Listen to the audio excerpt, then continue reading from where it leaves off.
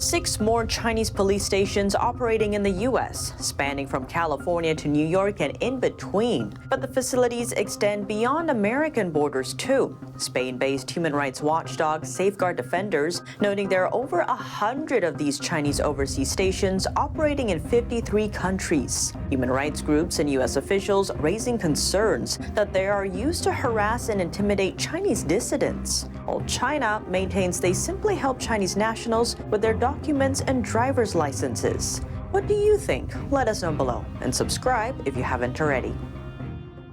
This program is brought to you by Preserve Gold, the #1 precious metals IRA provider. Call 855-962-3322.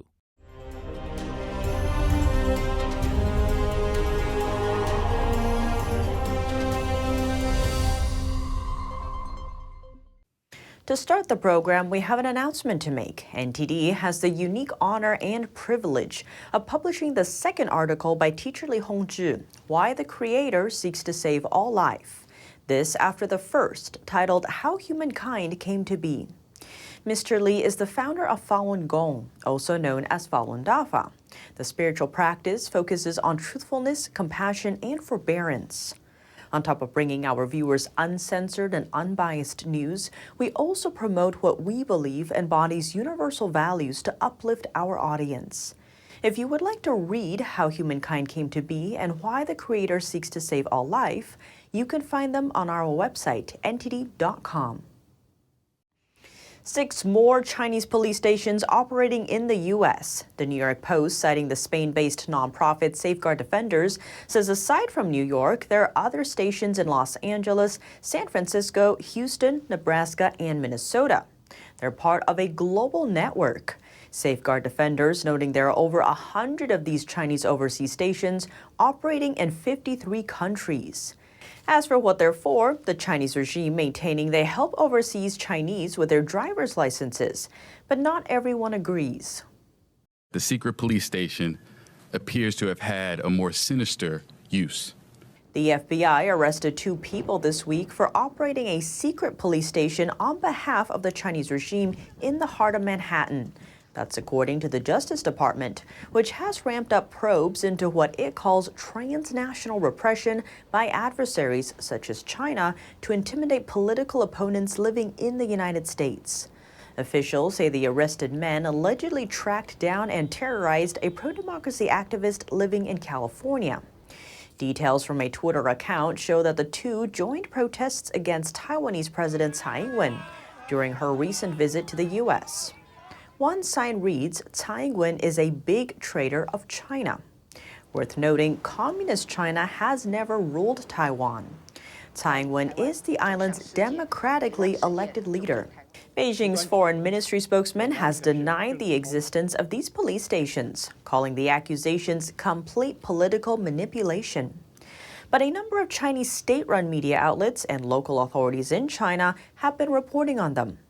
A local notice from a southern Chinese city touts the presence of these overseas police stations, stating, "We treat every overseas 110 call for help as if it were a domestic call and strive to solve the case as soon as possible and give the victim a satisfactory solution."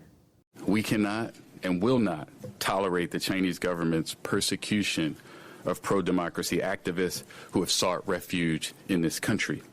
Besides the 2 men arrested, prosecutors also charged 34 Chinese officials for allegedly operating a digital troll farm and harassing dissidents online, including by disrupting meetings on U.S. technology platforms. They also added 8 Chinese state officials as defendants in a case announced in 2020. It involves a former China-based executive of Zoom. They say the executive disrupted video meetings commemorating the 1989 Tiananmen Square protests, a topic the Chinese regime deems sensitive and scrubs from the Chinese web. Stephania Cox, host of NTD's Evening News, spoke with Levi Browde, executive director of the Falun Dafa Information Center. For years, he's been documenting the CCP's targeting and harassment of Falun Gong practitioners on U.S. soil. Browde called the arrests of the two people related to the Chinese police outpost in New York encouraging. He added Falun Gong practitioners have faced targeting for more than 20 years, be it death threats, physical assaults, home invasions, online harassment, pressure on their livelihoods, even threats to family members back in China. Here's what he had to say. We have a Falun Gong practitioner who at the time was helping pioneer software so that people inside China could reach the free internet. He was in his home in suburban Atlanta. A couple of Asian men knocked on his door pretending to be delivery men for water, broke in, beat him up, wrapped him in a blanket, and took nothing from his home but computers. So that's one example. Another example here in New York City, actually. Some years ago, there was a huge mob that was organized to assault, verbally abuse, and sort of harass Falun Gong practitioners right there on the streets of New York City for many days. Later on, undercover investigators caught the New York consul general at the time, working in the consulate, saying that he actually went to Chinatown and encouraged these groups to go after Falun Gong, and he's the one who started it all. Over in Canada, the Federal Police, or RCMP, are looking into a number of locations across the country suspected of operating as secret Chinese police stations. They told NTD that they're currently investigating the incident and are aware that foreign states may seek to intimidate or harm communities or individuals within Canada. At the end of last year, human rights organization Safeguard Defenders identified 4 illegal Chinese police stations in Canada. The RCMP later confirmed that 2 of them are located in Quebec and the cities of Montreal and Brossard. Beyond TikTok, more popular Chinese apps are finding themselves under a microscope. Now, Congress is taking aim at Temu and Shein. NTD's Sean Marshall has more. Congress has added apps Temu and Shein to the list of Chinese apps targeted for their potential risks. The apps are popular for offering clothing and products at unbeatable cheap prices. The apps made a list of concerns in a 9-page report by the U.S.-China Economic and Security Review Commission, or USCC. For some reference, Shein became the most talked about brand on TikTok and YouTube in 2022. And Temu saw a 45% surge in downloads on the day it ran ads during the Super Bowl in February. Temu has replicated Shein's process of quickly manufacturing and shipping clothing to the U.S. consumers.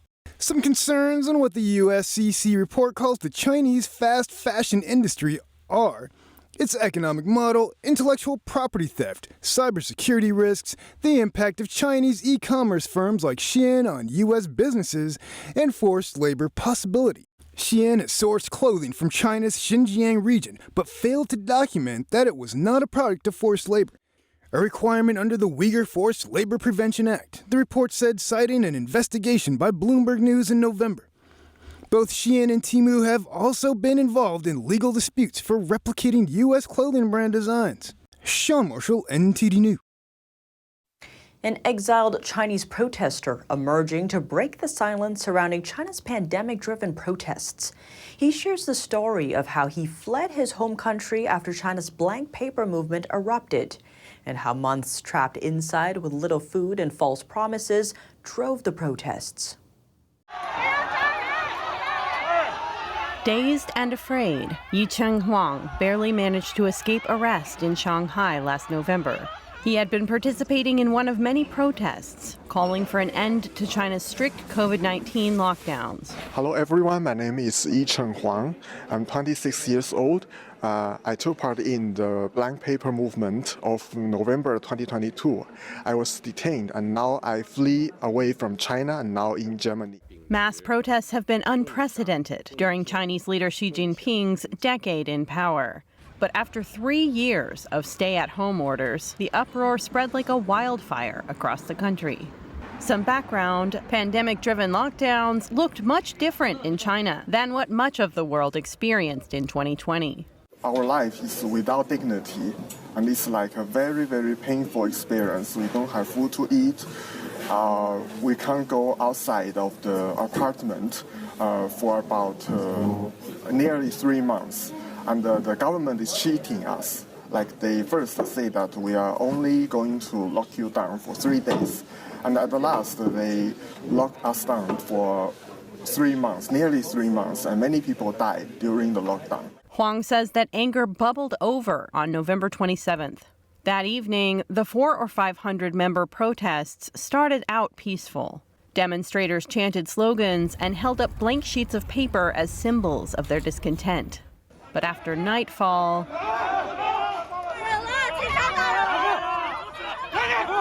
police started violently arresting protesters. I was put upside down, and my chin is on the ground, cement ground, and my shoes and glasses were lost in the Urumqi Road, middle Urumqi Road. And at that 1 minute is the most frightened minute in my life. He also witnessed police slapping and beating several female protesters. Huang managed to sneak out unnoticed amid the chaos. Afterward, he kept a low profile and lived in extreme fear of arrest.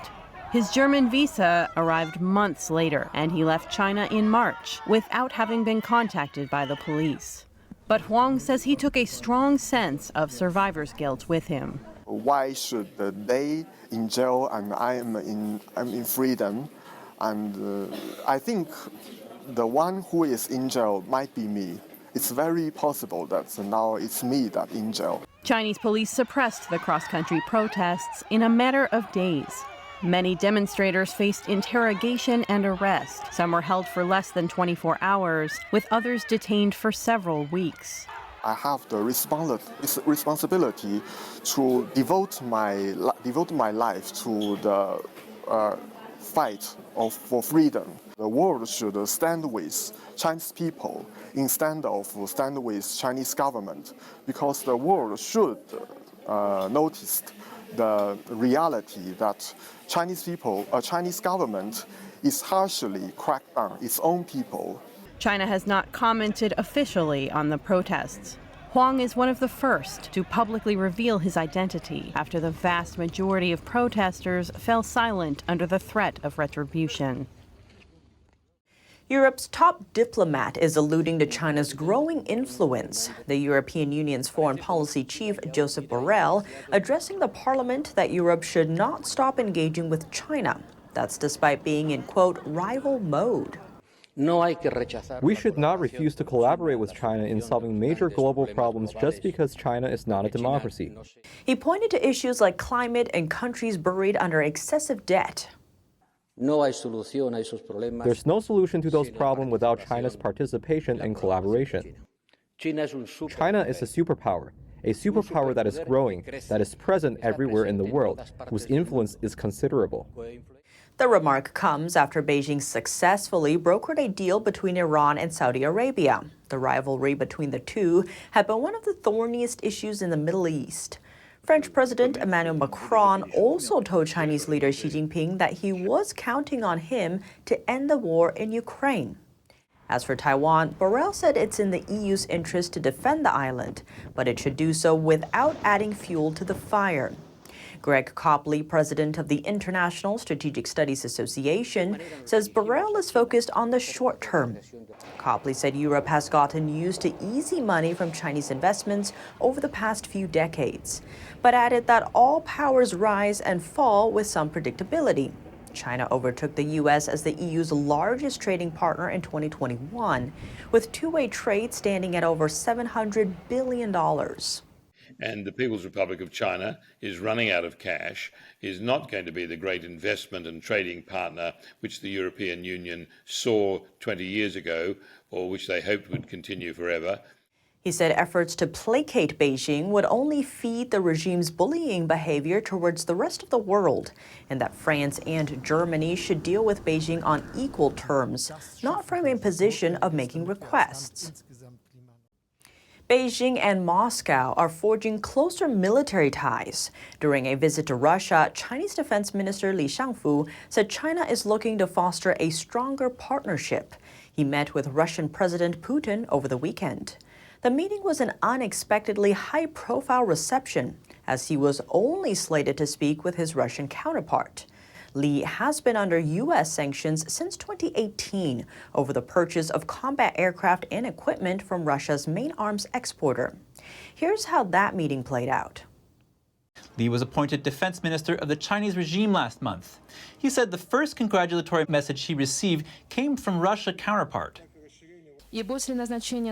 After my appointment to the position of defense minister, my first visit was paid namely to Russia, to show the outer world the high level of development of Chinese-Russian relations.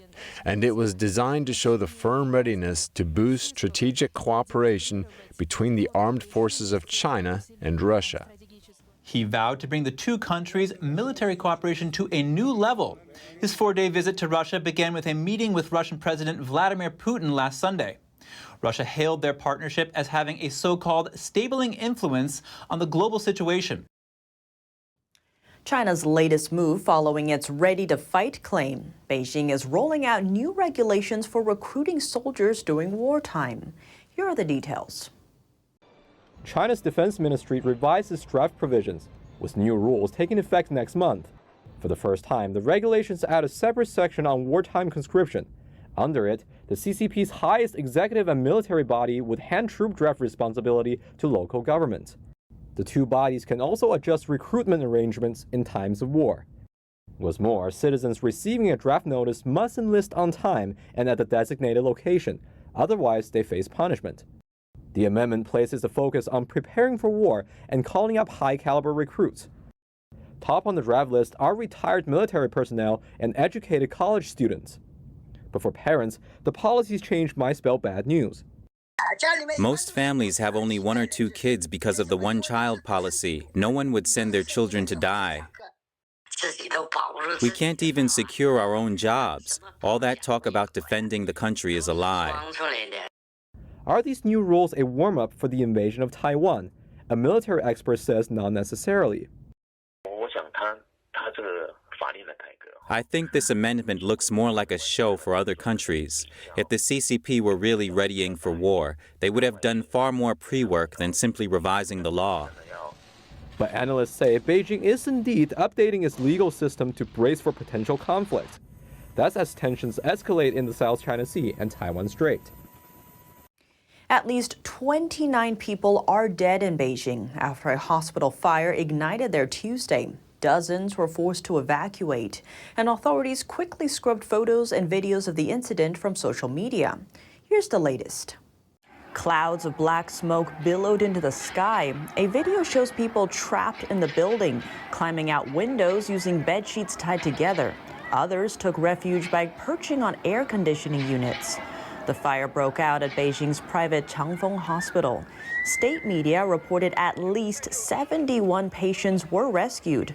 39 are being treated for injuries, and over 140 people were evacuated from air conditioning units on the building's exterior.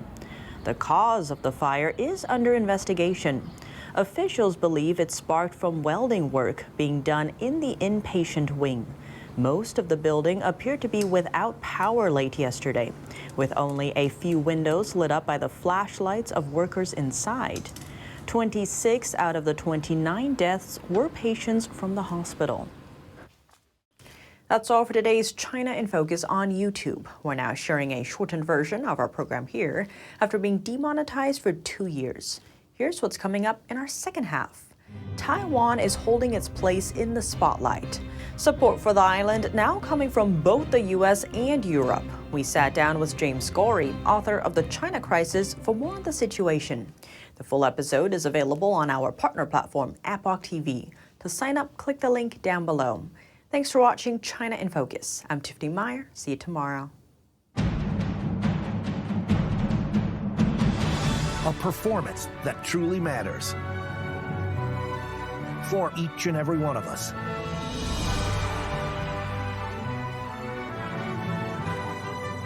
This is what you've been waiting for. See it at least once in your lifetime.